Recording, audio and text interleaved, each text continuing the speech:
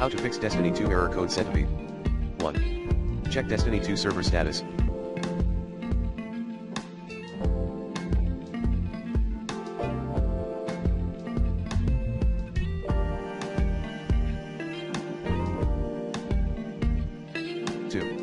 Check Wi-Fi signal.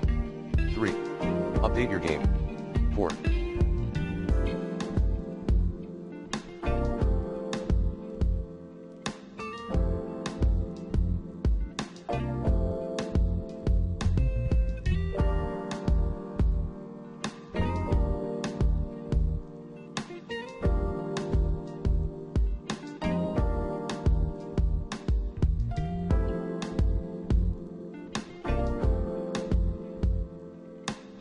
Check NAT, network address translation, settings and use type 1/open. 5. Using the recommended NordVPN in this video guide.